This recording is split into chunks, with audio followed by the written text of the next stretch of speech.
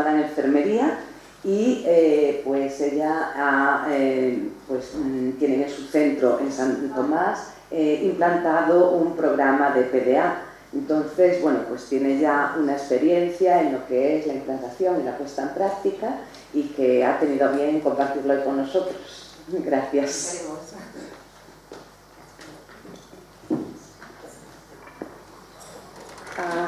Bueno, gracias por habernos invitado. Explicaremos nuestra experiencia. Pero antes de empezar por la PDA, sí que me gustaría explicaros un poco cómo es nuestro centro, las personas que atendemos nosotros, para que también nos hagamos una idea de cómo son, porque luego todo el tema que ha salido antes de la incapacitación, bueno, pues explicaremos nosotros cómo lo trabajamos, ¿vale? También aprovecharé explicando también el cambio que hicimos de modelo en cuanto a atención a la salud de las personas que atendemos, porque la PDA que realizamos va muy vinculado a este cambio que hicimos en el 2013, ¿vale? Seguiremos paso a paso. Primero de todo, el Centre Rodaperas es un centro que depende del Departamento de Trabajo y de Asuntos Sociales y Familias de la Generalitat de Cataluña. Sí que Sant Tomàs, la Asociación Sant Tomàs, lleva la gestión de este centro. La Asociación Sant Tomàs es un centro sin ánimo de lucro y que atiende a personas con discapacidad intelectual de la comarca de Osona, de que es donde venimos nosotros, ¿vale?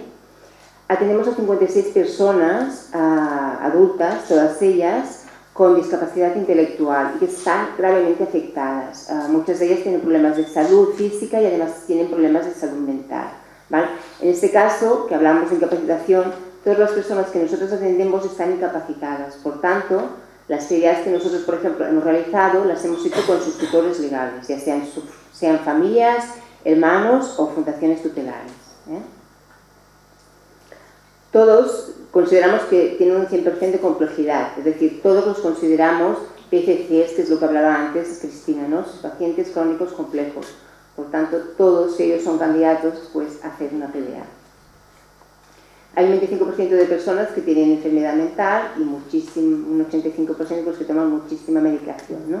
Ya sea tanto para crisis epilépticas, alteración de conducta, bueno, pues es un riesgo añadido que tienen, ¿eh? Cuando empezamos, yo estoy en este centro hace 20 años, desde que se abrió hasta ahora, ¿vale? Cuando empezamos había un alto índice de hospitalización, ir a urgencias, volver a urgencias, no saber qué teníamos. Realmente el tema de la atención sanitaria no estábamos satisfechos, ¿vale? Y eso nos creó plantear cómo podíamos hacerlo para mejorar en este tema. En este cambio participaron pues todos los que veis aquí, ¿no? Todas las personas que nosotros atendemos, que queremos que la residencia sea su casa, que es el sitio donde viven, donde tienen que estar cuidados y atendidos. Y además no tenemos que olvidar pues, que en ellos participan pues, todos los profesionales, que son los que tienen cura de ellos, además todas las familias, entre nosotros hay mucha comunicación y mucho vínculo. Y además, lo que ya antes hablamos, la persona que tenemos es el centro, ¿no? Y para ellos pues, dedicamos la PDA para poder dar respuesta a sus necesidades. Y otra parte importante para nosotros es la comunidad, ¿no? Nosotros nos gusta estar implicados en la comunidad y además nosotros utilizamos todos los recursos sanitarios que nos ofrece la comunidad, entonces tenemos que estar integrados en ellos, ¿eh? ¿Por qué hicimos un cambio de modelo sanitario, no? Pues lo hicimos básicamente porque la esperanza de vida está aumentando. Nosotros tenemos personas que ya tienen 82 años, que tienen 80, que tienen 70, que tienen 65, 60 y los que van viniendo, ¿no? Lo que no sabemos es cómo evolucionará su salud, ¿no? Tenemos experiencia de los poquitos que han llegado a ser muy mayores, pero nos queda mucho camino para hacer, ¿no? Y esto es un reto, ¿no? Saber cómo van a desarrollar las enfermedades, si serán igual que la población que no tiene discapacidad, todo esto lo vamos viendo pues, en el camino, ¿no? Todos ellos tienen una situación de complejidad, ya lo hemos dicho, y como veíamos que realmente no había mucha coordinación en la atención sanitaria, decidimos pues, que tenemos que hacer alguna cosa para poderla mejorar, ¿no? Y una parte de ellas es formación de todos los profesionales que intervenimos en la atención de ellos. Todos los cambios que hicimos era para dar respuestas a las necesidades de las personas que atendemos y también a sus familias, ¿vale? También nos llegaban pues, cuando habíamos hecho hospitalizaciones, cuando habíamos tenido que ir a urgencias.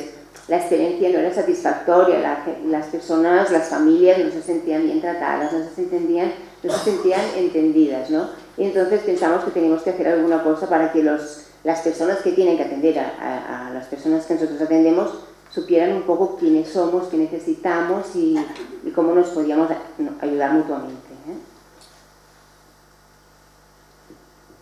¿Qué queríamos nosotros? Pues que hubiera una buena coordinación y una continuidad asistencial entre todos los servicios sanitarios, que cuando hubiera una alta en el hospital hubiera una continuidad de su atención, pero en el centro, que nos puedan dar una respuesta sanitaria en cualquier momento. Nosotros estamos abiertos, trabajamos todos los días del año, las 24 horas del día, y que nos pudieran dar una respuesta, aunque fuera un fin de semana, aunque fuera un festivo, o que fuera de noche, ¿no?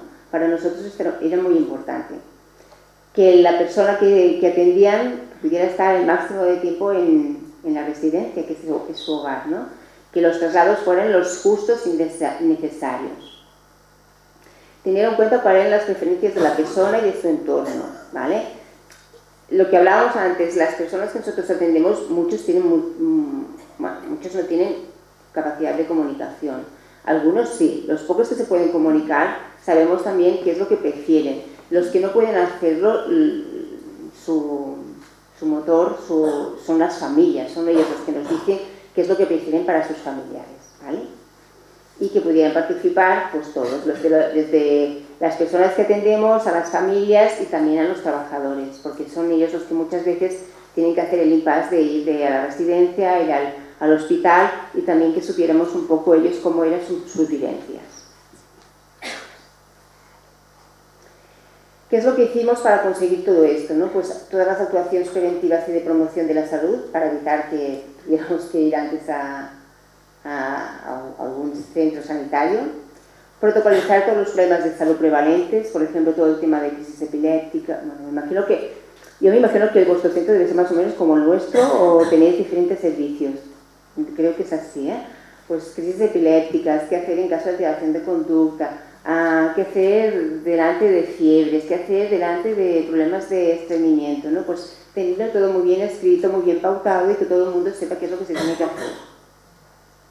Una atención individualizada, integral, interdisciplinaria. Aquí también somos diferentes profesionales los que trabajamos, desde trabajador social, psicóloga, médico de familia, neurólogo, psiquiatra, enfermera, y es importante que todos trabajemos conjuntamente y que tengamos todos la misma línea y la misma visión, ¿vale? Aquí es donde incluimos también la planificación de las decisiones anticipadas, es cuando nosotros empezamos también a planteárnoslos para que cuando hubiera alguna situación de urgencia, pues ya lo tuviéramos todo un poco hablado, planificado, y que todo el mundo supiera ya cuáles eran las decisiones que quería aquella familia para su familiar. Que puedan estar bien atendidos en cualquier momento y lugar, dotar al centro de recursos humanos y materiales, y que la atención fuera integrada, comunitaria y colaborativa, ¿vale? Esto ahora explicaré un poco cómo lo hemos trabajado con los diferentes centros sanitarios.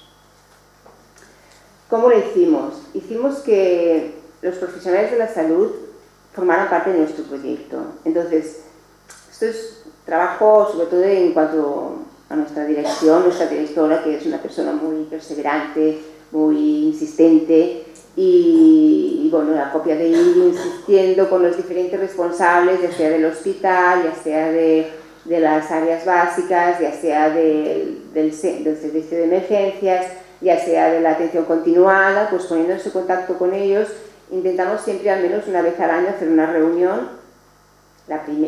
Ahora ya es una cosa que ya es como, que ya no es novedosa, ¿no? Pero la primera vez que nos reunimos, pues empezamos a conocernos con los profesionales del hospital, que no sabían ni quién éramos nosotros, a qué personas atendíamos, qué necesidades teníamos, qué dificultades teníamos. Entonces decidimos pues, que vinieran al centro, hicimos una reunión, explicamos, visitaron el centro, realmente luego entienden muchas cosas cuando nosotros hacemos determinadas demandas, ¿no? Es que yo creo que fue el primer cambio, cuando dijimos, ostras, ellos se dieron cuenta de nuestras dificultades, ¿no?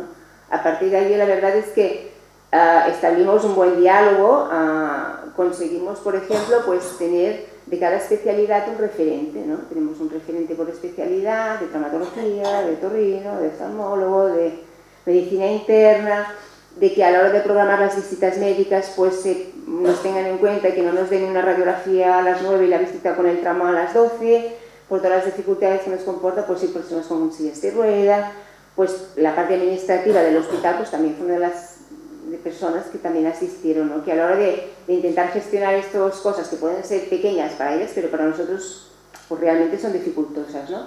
Pues es una cosa que también hemos mejorado y realmente ha sido un cambio espectacular, ¿eh? Bueno, lo que os decía, necesitamos un fuerte liderazgo de parte de los profesionales, sobre todo nuestra directora es muy insistente y muy perseverante. Cuando nosotros hacemos reuniones de estas con todos los profesionales médicos, cada año puede ir cambiando, a veces son de otras áreas, por ejemplo de la Santa Creu, que es un centro sociosanitario, o del servicio de emergencias médicas. Bueno, siempre elaboramos un documento en lo que hay los acuerdos que hemos llegado, ¿no? Un poco de decir, bueno, a qué se compromete cada servicio, cuáles son los pasos que hemos de seguir, lo leemos, lo validamos, hemos quedado así y este documento lo tienen todos, ¿vale? Y sabemos un poco cuál es la ruta que tenemos que utilizar nosotros, ¿no? También, por ejemplo, en el hospital pues tenemos una enfermera de enlace, ¿no? Pues cuando alguien ha ingresado, sabemos a quién podemos llamar para que nos ponga al corriente, la provisión de la alta, si habrá después un seguimiento a domicilio por parte de los profesionales, y realmente esto fue un cambio significativo, ¿eh? En cuanto a la atención médica. Este sería el ejemplo de pues, cuando hacemos reuniones de estas con diferentes profesionales de diferentes centros médicos.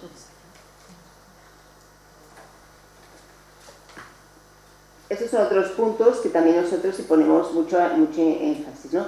La planificación, creo que vamos a explicar ahora aquí, promover la autonomía en la toma de decisiones siempre que sea posible.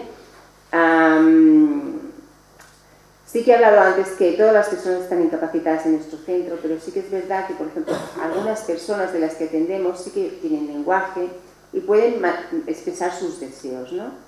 No sé si que también hacéis planificaciones centradas en la persona o, bueno, no sé si lo hacéis o no.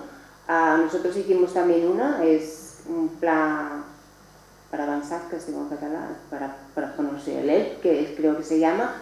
Hay un señor que, por ejemplo, hay un apartado que es un poco, que sí que le pidieron en su momento, él que quería cuando estuviera enfermo, que quizás las preguntas no son tan exactas como las que hacemos cuando nosotros preguntamos a las familias, ¿no? Pero si le preguntaron, por ejemplo, si él estuviera enfermo, dónde le gustaría estar que le cuidaran, quién le gustaría que le cuidara cuando estuviera enfermo, pues salieron cosas, ¿no? Pues él prefería quedarse en la residencia en el caso de que estuviera enfermo y quería que el médico de familia que ya conoce sea él su médico y que sus compañeros pues lo puedan venir a visitar. Bueno, en la medida en que se pueda, sí que intentamos mantener también los deseos de las personas a las que nosotros atendemos, ¿eh? Esto empezamos a hacerlo en el 2013. Nosotros intuimos que realmente este cambio a nivel sanitario pues, ha sido beneficioso para todos, para las personas que atendemos, para las familias, para los monitores que trabajan, pero sí que todos son como sensaciones, ¿no? Nos falta un poco poderlo objetivizar. Me cuesta un poco el castellano, ¿no? Objetivizar. Entonces, estamos en la primera fase, que es la recogida de datos, que esta sí que la hemos hecho.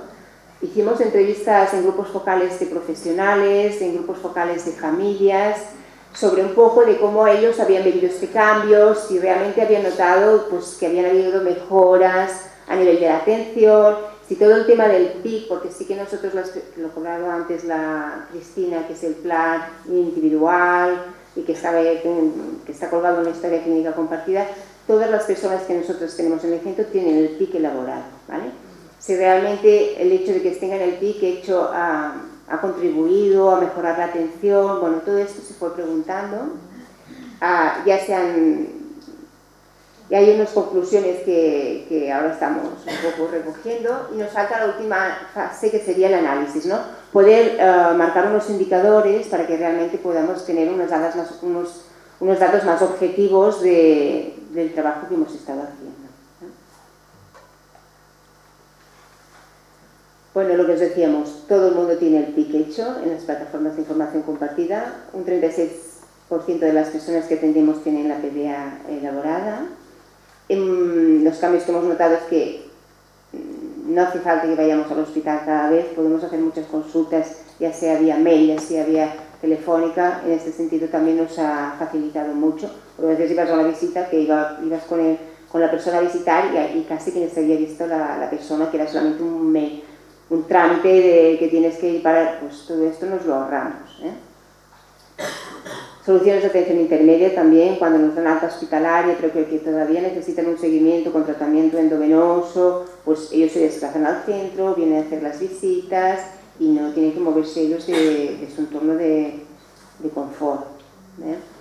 Hemos disminuido los ingresos hospitalarios y las visitas programadas pues se hacen conjuntamente. Pues, si hay alguna que cuando te dan la hora no te va bien, pues sabemos que podemos enviar un mail, podemos hablar con la administración y nos pueden cambiar pues las horas, ¿eh? También muy importante, aumentar la satisfacción de las familias y los profesionales. Ahora cuando vas a urgencias ya saben quiénes somos, ya te ponen un box enseguida, no te tienes que estar esperando tanto rato. Los profesionales cuando van también se sienten mejor atendidos, las familias pueden decidir más. Sí que todavía lo que queda un poco, sobre todo en la experiencia que tenemos nosotros en el tema de urgencias, ¿no? Sí que el PIC está colgado en la historia clínica compartida, pero en urgencias no hay mucha costumbre de consultarlo, ¿no? A veces nos habíamos encontrado y decíamos, no, es que ya tiene el PIC laboral, y decís, yo no, ahora no tengo tiempo de mirarme el PIC, o yo no sé ni qué es esto. Bueno, a copia de encontrarte con estos incidentes, siempre lo comunicamos y bueno, pues intenta que después la gente vaya cogiendo pues, la costumbre de buscar el PIC, ¿no? En primaria es mucho, es más habitual, ya tienen el hábito. El SEM también lo utiliza bastante, pero urgencia sí que es quizá el punto que nos queda todavía un poco por mejorar. Bueno, las dificultades en que nos hemos encontrado es motivar el interés, también necesitas tiempo, ir revisando, el ritmo que te pide la familia, a veces todo el mundo quiere las cosas ya y a veces necesitas más tiempo. Los retos es que sea viable y extensivo. Realmente nosotros pensamos que este plan de atención nos va bien a nosotros en Rodaperas como centro, pero pensamos que podría ser exportable en cualquier otra residencia, porque realmente yo pienso que todo el mundo lo que quiere es que la persona como menos se desplace, como mejor esté en su entorno habitual, todos están más tranquilos, no se alteran tanto. Además para las familias también es mucho más fácil, están al cargo de personas que los conocen, ¿no? Bueno, todavía pensamos que se podría hacer extensivo pues, en otras residencias. Hay que ir ajustando también a las necesidades de los usuarios, familias y también de los profesionales y ir evaluando y mejorando continuamente.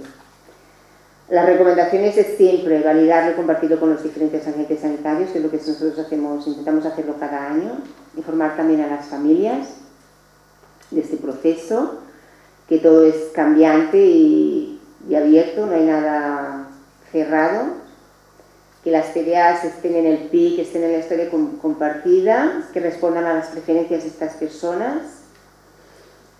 También luego esto hablaremos en los dos últimos puntos, que aquí hacen referencia más a la PDA en sí, ¿no? Que nosotros sí que utilizábamos un checklist cuando empezamos a hacerla para asegurarnos que habíamos tratado todos los puntos.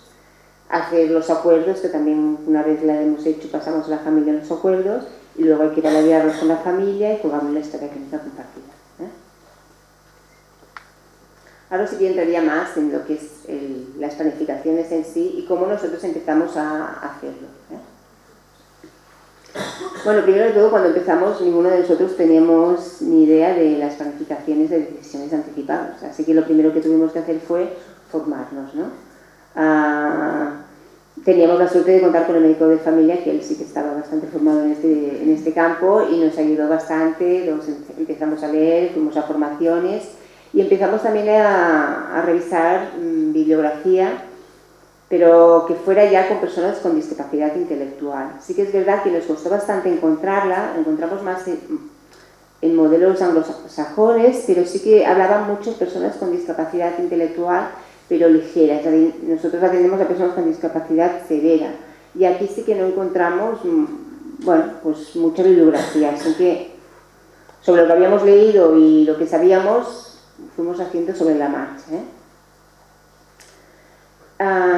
Explicamos el proyecto de hacer la PDA en una reunión de familias. Hacemos también una reunión de familias anualmente en la que explicamos o novedades o las actividades que realizan sus familiares, pero en ese año pues explicamos la idea que tenemos que hacerlo, en qué consistía y que seguramente empezaríamos pues con las personas que tuvieran una situación de salud más delicada, ¿vale? Realmente nosotros seleccionamos, en ese momento eran 5 personas, que serían los que llamamos MACA, que es lo que antes ha dicho también Cristina, que son las personas con enfermedades crónicas y avanzadas. Para seleccionarlas nos hicimos la pregunta, pues en Nepal, ¿te sorprendería que esta persona muriera dentro de 12 meses? Pues si dijimos que no, las personas que categorizamos como que no nos sorprendería fueron las primeras que decidimos que haríamos la PDA, ¿vale? Curiosamente, cuando nosotros planteamos la PDA a las familias, las personas que nosotros habíamos seleccionado, las familias nos vinieron a ver. Ellos mismos ya vieron que eran candidatos a hacer la PDA, ¿vale? Por la fragilidad que en aquel momento ya presentaba su familiar. También vinieron 2 familias que sus familiares estaban perfectamente de salud, pero que tenían muy claro que querían hacer la PDA porque ellas ya habían hecho su documento de voluntad anticipadas, ¿vale? Pues lo hicimos igual, lo que sí que nosotros en aquel momento nos corría más prisa, pues las personas que sabíamos que en poco tiempo pues podíamos tener problemas de salud. ¿Cómo lo hacemos? Siempre las personas que intervenimos a la hora de hacer la PDA son la trabajadora social.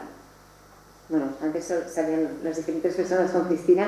El equipo que nosotros la formamos son la trabajadora social, el médico de familia y la enfermera. En este caso soy yo, ¿vale? Pero sí que el primer paso siempre lo hace la trabajadora social. Se pone en contacto con la familia, explica un poco qué es la PDA, se les entrega un tríptico en el que hicimos nosotros, labramos nosotros, en el que se explica un poco qué es la PDA, por qué es necesaria hacerla, qué recomendaciones, qué hacemos luego con la información que se cuelga en la historia clínica compartida. Bueno, y les da un tiempo para que se lo piensen, que lo puedan comentar pues, con sus familiares y nos digan alguna cosa. Este sería el tríptico que nosotros entregamos. Los ítems que hay es pues explicando un poco qué es la planificación de las decisiones anticipadas, por qué es importante la PDA en el centro Riudaperas, quién toma las decisiones en el caso de las personas atendidas en el centro Riudaperas. En este caso es lo que decíamos que es el representante legal quien toma las decisiones. Quién participa a la hora de hacer la PDA, cuándo se puede iniciar la PDA. Siempre recomendamos iniciarla en un proceso en el que ya las cosas no van bien, ¿no? Sino anticiparnos. Porque sí que cuando llega el momento más crítico en el que tienes que tomar decisiones difíciles, si has tenido tiempo antes de reflexionar, de pensar, pues realmente luego es más fácil tomar esa decisión. Luego, cómo registramos pues, los acuerdos a los cuales llegamos. ¿Vale? Laura, que es la trabajadora social, pues cuando ha pasado ese tiempo, les pregunta siempre si se lo puede leer, si hay alguna duda, quedamos ya en una fecha. También esto es un poco complicado, a veces quedar la fecha que vaya bien a la familia, a la enfermera, a la trabajadora social, al médico, pero bueno, lo conseguimos. Les explica un poco cómo irán, quién habrá en la reunión, cómo irán, que se harán las preguntas, para que la persona cuando vaya allá sepa un poco a dónde va, con quién se verá y que esté más tranquila. Las entrevistas son semiestructuradas, ¿vale? Las conduce la enfermera, ¿vale? Y cuando normalmente de hecho allá nos conocemos todos, es que cuando nos juntamos todos no somos desconocidos, todos ya nos conocemos y además hace 20 años que está abierto y hay gente que lleva 20 años allí, entonces es una situación que para ellos no es incómoda porque todos los que estamos allí nos conocemos, por tanto Y ahí cuando van a hacer las reuniones están tranquilos y están relajados, porque ya saben con quién van a hablar. Sí que las entrevistas están semi-estructuradas, pero sí que las podemos ir cambiando en función de las familias que tenemos también delante, ¿no? A veces hay familias que les cuesta mucho entender las cosas, entonces hay que intentar simplificar mucho las cosas y que ir a las cosas más básicas para que quede claro lo que hemos acordado, y las otras cosas en todo caso ya irán viniendo, ¿no? Porque a veces cuesta mucho que te puedan llegar a entender, las personas, yo lo he dicho, la enfermera básicamente lo que hace es conducir la entrevista. Hay un checklist también. Cuando empezamos, por nuestra inexperiencia, íbamos siempre con las preguntas y con el checklist al lado para mirar que no nos dijéramos nada, ¿no? Cuando ibas preguntando, ibas mirando, esto ya lo he dicho, el otro iba marcando. Ahora la verdad es que el checklist no lo utilizamos, porque ya sale como de forma muy natural, ¿no? Sí que las preguntas yo las continúo llevando por si alguna vez nos dejamos algunas, pero en un inicio a nosotros nos fue muy bien hacer un checklist para asegurar que no nos dejábamos nada importante, ¿vale? La trabajadora social también está presente básicamente para hacer un acompañamiento y un soporte emocional. Ella es la que tiene más contacto con las familias. Normalmente cuando nos sentamos, siempre, que hoy iba pensando, ¿cómo nos sentamos? Siempre se sienta la familia, la trabajadora social siempre está al lado de la familia, el médico y yo normalmente estoy al otro lado de la familia. Bueno, no sé, nos ponemos así, tampoco lo hemos hablado, pero sí que la situación es esta.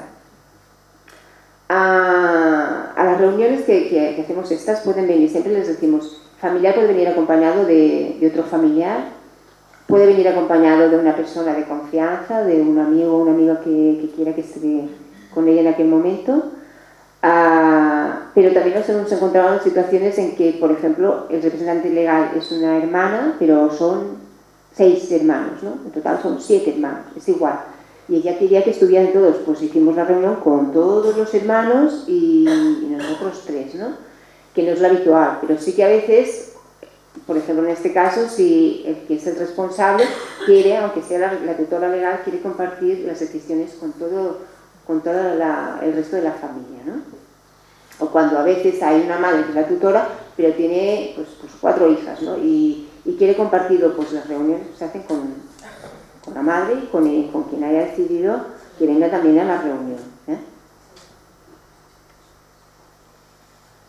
Lo que es importante cuando haces la reunión es tener mucha empatía, ponerse en el lugar del otro, personalizar mucho los mensajes, que estamos hablando de aquella persona en concreto, ¿no? Y si hablamos de, no sé, de Juan, pues hablamos de Juan, ¿no? Y intentar centrarnos mucho, pues, en las dificultades o los problemas de salud que preocupan de Juan en concreto, ¿vale? Situarnos mucho en la persona en sí. Evitar también los tecnicismos, utilizar palabras muy llanas, muy fáciles. Y también flexibilidad y respeto. A veces en la primera reunión, según qué preguntas hay, no son capaces de responderlas o que se las tienen que pensar. Bueno, pues nosotros no damos prisa y decimos, bueno, pues no pasa nada, si ahora no podéis contestar, pues lo habláis, os lo pensáis y volvemos a quedar otro día y acabamos de concretar los aspectos que nos falten para acabar de cerrar la pelea.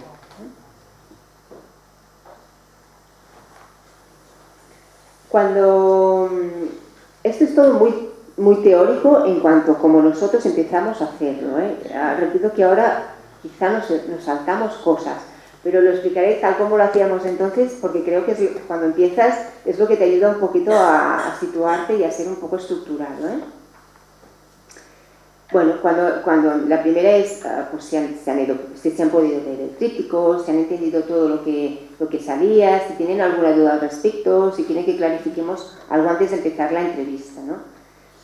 En principio todo el mundo ya lo entiende. Yo creo que en general, y teniendo en cuenta que nosotros, las familias ya también son mayores, porque todos van envejeciendo, las personas que atendemos, pero es que los padres también van envejeciendo. Sí que es verdad que cada vez hay más familias que sí que, por ejemplo, los padres han hecho el documento de voluntades anticipadas, ¿vale?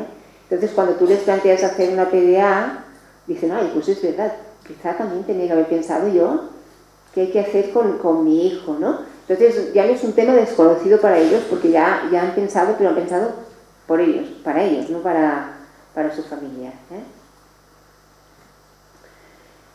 Luego hacemos preguntas que son así como más abiertas, ¿no? Yo os he puesto las preguntas que son las que nosotros tenemos escritas para no olvidarnos y que a veces no hace falta seguirlas, pero en un principio nosotras las teníamos todas apuntadas. Siempre empezamos preguntando, ¿hay algún aspecto que os preocupe en relación al estado de salud de vuestro familiar? ¿Vale? Realmente si estamos haciendo una PDA en personas que son malaltia, que son marcas que decimos nosotros, realmente ya hay un problema de salud, que ya sabemos cuál es, ¿no? A veces cuando hacemos las PDAs ya hay un problema que sabemos. Entonces la pregunta está, seguramente ya no lo haremos así, diremos, ostras, ¿qué es lo que os preocupa, ¿no? Que haga, por ejemplo, pues tantas sobreinfecciones, tantas sobreinfecciones respiratorias, y entonces ya a partir de aquí ya lo vas encarando un problema, las preguntas en función del problema del cual ya partimos, ¿no? Cuando no está tan claro lo dejamos pues abierto, ¿no? ¿Qué es lo que os preocupa del estado de salud de vuestro familiar, ¿no? Pues igual a uno le preocupa que esté tan delgado y que no coma mucho, el otro que tenga infecciones de orina tan recurrentes, ¿no? Bueno, van saliendo diferentes temas, ¿no? Os preocupa la previsión evolutiva de vuestro familiar también. ¿Cómo quisiera que fuera atendido y qué espera de nosotros en función del momento evolutivo? Hay muchas cosas que preguntamos que ya las sabemos también, ¿no? Ya sabemos pues que ellos, hay familias que quieren estar informados de todos, otros que ya confían de que nosotros ya tomaremos las decisiones que haga falta, pero todo, aún así lo corroboramos todo, porque realmente luego va a quedar todo escrito. Entonces tenemos que cerciorarnos que sea así, ¿no? En caso de que la situación de salud empeorada fuera muy delicada, ¿qué valores serían importantes para vosotros? Por ejemplo, que estuviera acompañado, que no sufriera. Son preguntas muy abiertas, pero estas te permiten saber un poco la familia cuál es su idea, ¿no? de cura de la persona. Luego entramos ya a preguntas más de adecuación del plan terapéutico, ¿no? Que ya son preguntas más concretas, ¿vale? Son más cerradas. Preguntamos, ¿dónde prefieren que sea atendido su familiar? ¿Vale? Si prefieren que sea en el centro o que, por ejemplo, vayan al hospital. La mayoría de las personas prefieren que la persona esté atendida en el centro, porque saben que cada que salen del centro, ir a un lugar donde no conocen a las personas, no conocen el entorno, las personas tampoco los conocen a ellos y pueden haber dificultades a la hora de entenderlos, pues la mayoría prefieren el centro. Lo preguntamos igualmente, aunque ya lo sabemos, pero sí que hay alguna familia que prefiere, pues por ejemplo, a la pequeña cosa que haya o la pequeña complicación, pues que vayan al hospital para que le puedan hacer pues todas las pruebas, las analíticas, las radiografías, pues también es importante tenerlo presente y tenerlo contemplado, ¿vale? Preguntas como, ¿prefieren estar informados en detalle de todo aquello relacionado con la salud del usuario o solo de las cosas más importantes? ¿Vale?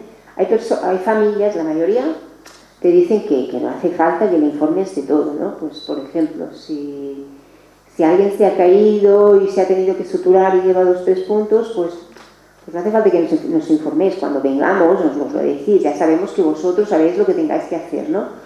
Pero también es verdad que hay familias que quieren estar informados de todo, ¿no? Absolutamente de todo. Pues también está bien saber, clarificarlo nosotros, en qué familia sabemos que cualquier cosa hay que estar informados, ¿no? Porque a veces esto también puede llevar a malentendidos, ¿no? Porque tú crees que para aquella familia aquello no es importante y para ella resulta que es muy importante. Pues es un momento también para clarificarlo. Otra pregunta. En casos de sospechar de una enfermedad grave, ¿son partidarios de ir a por todas o ser prudentes de hacer aquello que sea razonable y que no le haga sufrir?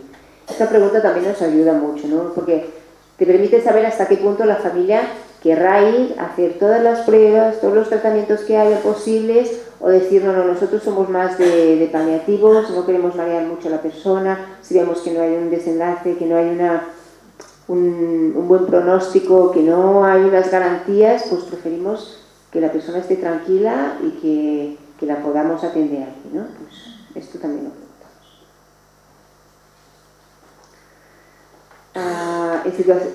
Vamos poniendo situaciones, cada vez lo vamos complicando un poquito más, ¿no? De decir, bueno, siempre Imaginemos, supongamos, para que entiendan que no es una situación real que está pasando en aquel momento, pero que es una cosa que en un futuro podría pasar, ¿no?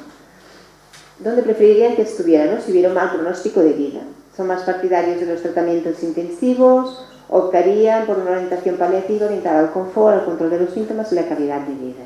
¿Vale? Son preguntas que vamos haciendo. Estas a veces ya no las hacemos así, porque ya van saliendo. A medida que tú vas hablando, las cosas ya van saliendo. Luego aprovechas y vas tirando, haces una pregunta y ya te está respondiendo a esa, porque las preguntas realmente son largas. Si tienes que procesar todo esto, es muy largo, ¿no? Pero sí que las tenemos aquí para que nos ayude a nosotros a hacer la entrevista. Esto también es muy importante, ¿no? En general, ¿a quién hemos de avisar para tomar decisiones?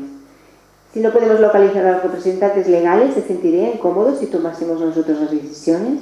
A veces, ¿qué pasa? Que pues tú intentas localizar a la familia y por lo que sea no te cogen el teléfono porque están de vacaciones, o porque no hay cobertura, o porque estaban, bueno, mil cosas, ¿no? Y tienes que dar una respuesta rápida de alguna situación de urgencia, ¿no? Claro, el que es el médico te está esperando una autorización de que lo puedan operar de apendicitis, ¿no? No localizamos a las familias, alguien tiene que dar la autorización, ¿no? Nosotros preguntamos siempre si ellos nos delegan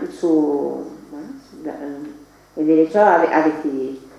Siempre nos han dicho que sí, es decir, no nos ha encontrado ninguna familia que nos diga, no, es que si nosotros tenemos que decidir, si siempre son ellos, pero si no los localizamos, ellos nos autorizan a que nosotros podamos dar respuesta, ¿vale? Estas preguntas, por ejemplo, una que es, ¿hay aspectos religiosos o deseos que quieran que tengamos en cuenta cuando llegara el momento de final de vida, servicio religioso, donación de órganos? En un primer momento, nosotros cuando hicimos la entrevista, esta pregunta no la habíamos puesto, pero a medida que fuimos haciendo PDAs, nos dimos cuenta que habían familias, por ejemplo, que tenían muy claro lo de la donación de órganos. No, si hay posibilidades, yo quiero que mi hijo pueda dar los órganos, ¿no? Y dijimos, pues sí, también es vital. Nosotros no habíamos pensado en eso, pero es una cosa a considerar, ¿no? Fue una pregunta que introducimos como novedosa porque nosotros no habíamos tenido. Otro era el tema del servicio religioso, ¿no? Cuando hablamos de final de vida, ¿no? Para vosotros era importante, pues si llega el final de vida, que pudiera tener una asistencia religiosa. Nosotros tampoco nos lo habíamos planteado, pero sí que algunas familias nos hicieron la demanda de que para ellos era importante. Pues ya es una pregunta más que nosotros hemos introducido cuando hacemos la PDA, ¿no? Y que quizás saldrán otros que tampoco lo hemos pensado, pero de momento no os ha dado el caso. Luego, cuando hemos terminado la PDA, el médico, que antes hemos dicho, el médico es básicamente el que está allí para responder todas las cuestiones más clínicas y más médicas, que las familias tengan dudas, pero también es el que va tomando nota de todos los acuerdos que se van hablando, ¿vale? Mientras una pregunta, la otra da soporte, el otro escribe y ese resumen es el que se colgará en la historia clínica compartida, ¿vale? Pero cuando el médico ha hecho el escrito de los acuerdos, nos lo pasa normalmente a la trabajadora social y a mí, lo revisamos si realmente todos hemos entendido lo mismo, porque a veces a lo mejor no hemos entendido lo mismo uno que otro y dices, ahora no lo tenemos muy claro.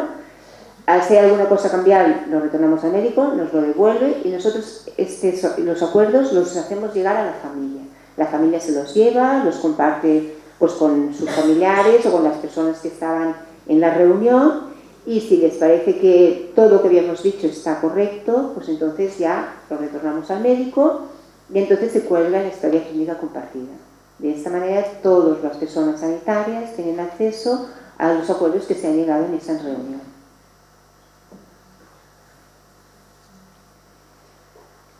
En un principio, nosotros luego hicimos, como no sabíamos si lo estábamos haciendo bien o no, hacíamos una evaluación de la PDA que habíamos realizado con las familias. Actualmente no lo estamos haciendo, pero sí que hicimos una pequeña encuesta, nada, muy sencilla, con unos cuantos ítems del 1 al 5, que entregábamos luego a la familia para que valorara un poco cómo había ido la experiencia de la PDA. Y así a nosotros nos servía un poco para mejorar aquellos aspectos que no hubieran sido del todo correctos, ¿vale? Los ítems que salían era si la información previa había sido la correcta, si de la entrevista también habían estado cómodos, si el documento final de la redacción consideraban que estaba bien, que se entendía, el desarrollo de la PDA, el tiempo utilizado, valoración global del proceso, y se recomendaría realizar la PDA a otros familiares o aspectos a mejorar. Como la verdad la evaluación no nos aportó mucho porque todo el mundo marcaba 5, 5, 5, 5, tampoco había aspectos a mejorar, pues decidimos que ya no lo pasábamos más porque era un tiempo más a invertir, que se la llevaban, que tenía que retornar y no nos aportó mucho, así que lo dejamos hacer. Pero sí que cuando terminamos de hacer la PDA, siempre para terminar la entrevista preguntamos, ostras, ¿cómo os ha ido? ¿Os habéis encontrado cómodos? ¿O cómo os sentís ahora? ¿Realmente ha sido gratificante? ¿Os sentís mejor una vez hecha? Todo lo que preguntábamos aquí lo preguntamos ahora cuando terminamos la reunión, pero sin pasar encuestas, de manera más informal. Entonces, cuando tenemos las ideas hechas, ¿qué hacemos con ellas, ¿no? Cuando las reevaluamos. Se puede hacer siempre que la familia lo desee y cuando haya un cambio clínico evolutivo que lo aconseje. Realmente las ideas que más nosotros hemos modificado son las personas que en principio son lo que llamamos macas, que son personas que ya tienen problemas de salud y que realmente la evolución cada vez se va deteriorando su estado de salud, pues se cambia tantas veces como sea necesario. A veces el proceso, pues a lo mejor en una semana, pues igual lo puedes cambiar 2 veces, depende, ¿no? Porque lo que puedes acordar en un momento lo puedes volver a cambiar. Lo que creo que no lo hemos dicho es que la PDA no es una cosa cerrada, es decir, se pueden llevar unos acuerdos en ese PDA, pero esto es revocable, es decir, lo que esté apuntado ahí no quiere decir que se tiene que hacer a rajatabla. En el último momento, lo que se había apuntado, el que es el representante legal puede decir, no, yo había dicho en su momento eso, pero ahora decido esto. Pues lo que se diga en el último momento. No es como un documento de voluntades anticipadas, que lo que está marcado, pero una PDA lo que te permite es siempre ir revisando y ir modificando. Esto siempre lo explicamos también a los representantes legales, que lo que se acuerde ahora no quiere decir que cuando llegue el momento que estés en urgencias, que te hagan una pregunta, que si quieres o no quieres, que tú habías dicho esto y ahora quieres decir otra cosa, no hay problema.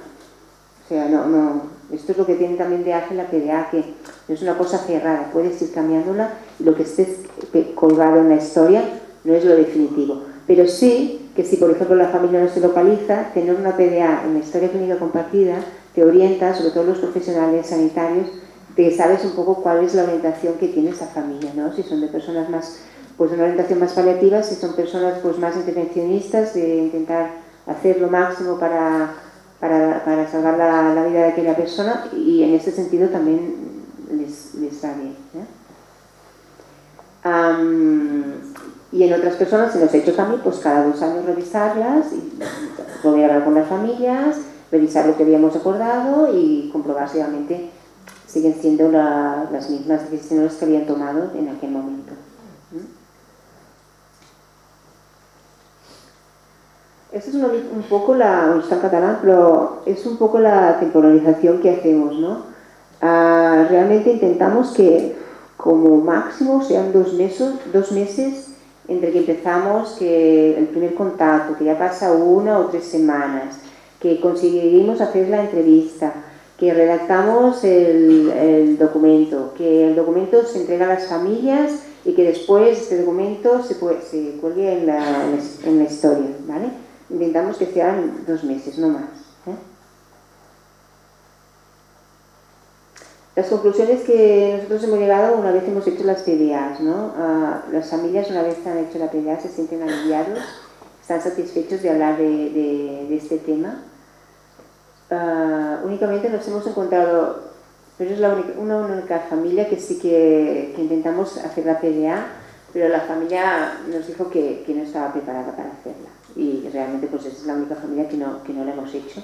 Les dijimos que bueno, cuando sean capaces de hacerla, pues que nos lo digan y entonces lo haremos, ¿vale? Pero por el resto, todas las personas a quien nosotros les hemos hecho la propuesta han respondido afirmativamente que sí que la querían hacer, ¿vale? Que han podido, siempre nos dicen, pensar sobre temas que quizá no se habrían planteado nunca, porque es lo que decíamos antes, ¿no? Que a veces piensas para ti, pero no piensas para el otro. Y ellos dicen que esto hace que cuando llegue el momento de tomar una decisión, cuando sea el momento el día D, el día que sea más difícil, tenerlo pensado anteriormente, esto facilita mucho las cosas.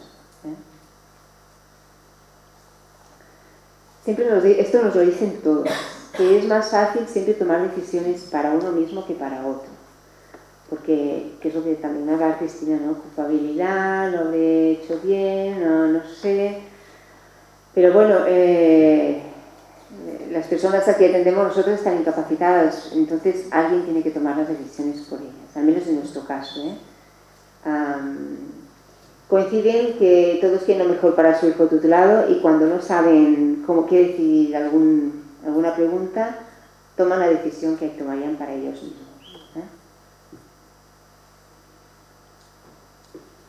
Bueno, hicimos todo esto, las entrevistas, el PDA, la entrevista, las preguntas, las íbamos haciendo con las familias, pero nosotros pensábamos, lo estamos haciendo bien, porque claro, bueno, pues éramos inexpertos, bueno, y continuamos siéndolo, pero empezábamos de cero y decíamos, bueno, a nosotros nos parece que lo estamos haciendo bien, pero tampoco no lo tenemos muy claro. Vamos a preguntar a alguien, a ver cómo lo ven ellos. Fuimos al comité de ética de Sarco Vitae, les planteamos cómo lo estábamos haciendo, las preguntas, nuestro funcionamiento. Ellos nos lo validaron, ellos son un referente estatal en el ámbito de la ética asistencial en entornos residenciales.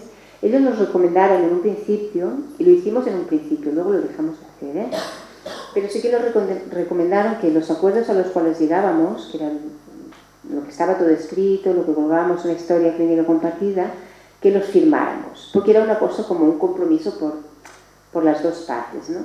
Lo hicimos en un principio, pero luego finalmente pensamos que era una cosa como muy formal, como muy de notario, y decidimos que no lo hacíamos, porque entendíamos que cuando hacíamos ya la reunión era en un entorno ya de confianza, en el que entendíamos que todos tomábamos un compromiso en los acuerdos a los cuales habíamos llegado, y dejamos de hacer las firmas, la verdad. Lo validamos también el tema de la PDA con el servicio, con diferentes servicios, como por ejemplo con urgencias, el 061, el SEM y la atención continuada, ¿vale? Sí que es verdad que la PDA, en lo que son los servicios de urgencias y lo que es el servicios de emergencias, ellos prefieren cosas mucho más concretas que una PDA, ¿vale? O sea, por ejemplo, reanimación, sí, no, y no dejarlo pues muy abierto ni muy concreto. Saber si se puede intubar o no se puede intubar, si se pueden poner drogas o no se pueden tomar. Claro, nosotros no llegamos a concretar tanto, porque todo es un poco una orientación. Entonces ellos pues prefirieron una cosa más acotada y más, pero no es la finalidad de la PDA, ¿vale? En cambio, por ejemplo, todo el tema de por ejemplo, lo que es la UGA, ¿no? La unidad de geriatría, lo que es centros sociosanitarios, lo que son las áreas básicas, entiende más el formato de la PDA que los que supongo que en situaciones más de urgencia tienen que tomar decisiones así más rápidas, pues les es mucho más fácil que esté más concretado, ¿no? Pero bueno. También hicimos el trabajo de informar a los profesionales también, todo el proceso que estábamos haciendo, cómo lo estábamos haciendo, para que estuvieran también informados, Eso es un poco el resumen de que ya os he comentado también Cristina, ¿no? Lo que decíamos que en el sistema catalán de salud te permite poner como dos etiquetas, ¿no? El PCC, paciente crónico complejo, que nosotros por defecto ya os he dicho que todos tienen la etiqueta del PCC, y luego si hay alguna persona que tiene que tener la de MACA, la tiene, pero todos son PCCs. Y todos tienen elaborado el PIC. Todas las personas de la residencia tienen el PIC elaborado. En este PIC, ¿qué es lo que hay? Pues hay los diagnósticos relevantes, el plan de medicación, las recomendaciones en caso de descompensación. Esto a nosotros, por ejemplo, nos va muy bien, ¿no? Pues, ¿qué hacer, por ejemplo, en fiebres altas, ¿no? Pues si hay persona, básicamente nos va bien por si tiene que venir alguien de la CUT, de urgencias, pues en aquella persona en concreto, ¿no? Si tiene fiebre alta, sobre todo, pues, se puede sospechar pues de de una neumonía, bueno, y ya dan un poco de las indicaciones, ¿no? Por ejemplo, contusiones, caídas, pues no sé vosotros, que nosotros nos ha pasado alguna vez, pues que hemos tenido fracturas y no las hemos detectado. Y cuando tú vas a urgencias, por ejemplo, te dicen, uy, es que si te tiene el brazo roto, es que no, le haría mucho daño, no lo movería. Luego cuando haces la radiografía dices, ostras, está roto, ¿no? Entonces, sí que, por ejemplo, pues en su PIB pues consta que pues, delante de la duda de que si hay una contusión y así, pues es que es recomendable hacer una radiografía, ¿vale? Cosas así que son como muy básicas, pero que sí que en las personas que nosotros atendemos, pues es importante que esté todo registrado, ¿no? Y también se incluyen pues la planificación de las decisiones anticipadas. ¿Quién se mira el PIC? Pues el PIC se lo tendría que mirar la atención primaria, urgencias, SEN, Santa Creu, que es un sociosanitaria, la UGRA, la unidad de geriatría de agudos, el PADES, que es de paliativos, la atención domiciliaria. Nosotros, por ejemplo, siempre insistimos cuando vamos a urgencias, a nosotros nos cuesta más, ¿eh? Cuando vamos decimos, ¿tiene el PIC hecho? Somos como muy reivindicativos del PIC, ¿no? Porque ya que está hecho, pues para algo está hecho, para que alguien se lo mire, ¿no? Y en este tema somos muy insistentes, ¿no? Porque si todo el mundo se mirara al PIB, pues pasará aquello que estaba previsto que pasara, ¿vale? Porque si no se lo miran, los acuerdos aquellos a los que habíamos llegado, es posible que no se tengan en cuenta. Vale. Espera, ¿cuánto tiempo tengo? Uy, yo tengo. Bueno, pues nada. Este era un ejemplo práctico. Este es una PDA realizada por las familias, pero como veo que ya no se está en catalán, o sea que lo tengo que traducir. No sé, ¿puedo intentarlo? ¿Sí? Sí. Vale, lo traduciré, intentaré no callarme mucho, a ver si me sale bien. A ver, este sería lo que estaría en el PIC, ¿eh? Pone, los padres han leído el tríptico y vienen informados a la reunión. Creen conocer el estado de salud de María. Actualmente les preocupa que ella no pueda ir los fines de semana a casa por el deterioramiento cognitivo de la abuela materna, que puede dificultar la atención a la María. Respecto a la enfermedad oncológica, creen que está controlada. En este caso, esta chica había tenido una enfermedad oncológica. Piensan que María está bien y que está muy bien atendida en el centro. Las gestiones de profesionales son correctas y confían en ellas. La calidad de vida es el aspecto a conseguir en todo el proceso de cura. En general, prefieren que sea atendida en el centro. Hay que promover las actuaciones que se puedan llevar a término en el propio centro y derivarlo al hospital siempre que sea necesario. Confían en las decisiones que se tomen desde el centro y quieren ser informados de todas las situaciones. Hay que contactar con la familia para tomar cualquier decisión, principalmente si requiere un traslado al hospital o alguna complicación grave. En decisiones de baja intensidad, relevancia menor o que no implica la dirección de la usuaria, dejan las decisiones en manos de los profesionales del centro, pero quieren ser informados de las mismas. En el resto de los casos, quieren ser informados y liderar el proceso de decisión. Aquí también puede haber cambios en las familias, pero esta familia quiere liderar los procesos de decisión. No hay limitación de esfuerzo terapéutico. Si María está en una situación crítica, hay que actuar con decisión, iniciando las medidas de reanimación cardiopulmonar y activando el dispositivo asistencial conveniente.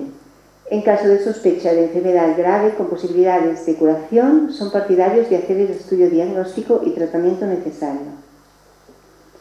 Por otro lado, en caso de enfermedad con mínimas o nulas posibilidades de cura, hay que hablar con la familia, ya que actualmente hay divergencia de opiniones entre los padres.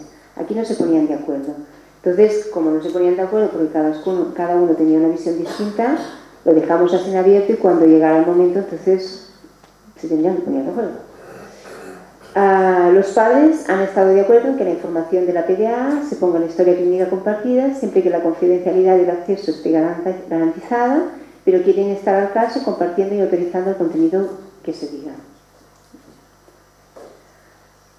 Allá está, ¿no?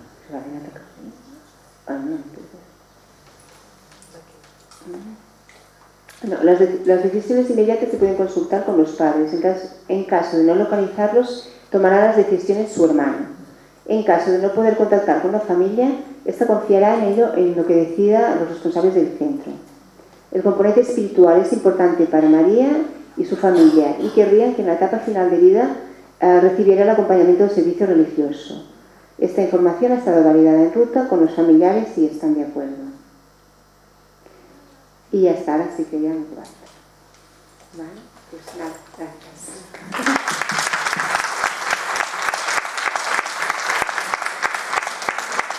No sé si alguien tiene alguna pregunta para Alicia. Bueno, pues eso ya lo comentamos al final, en el caso de que haya alguna duda. Ahora va a haber un pequeño descanso de media horita, de 12 a 12 y media, y tenemos un café al fondo de este pasillo. Y nada, a las 12 y media nos vemos de nuevo aquí. Vale, muchas gracias. Primera parte.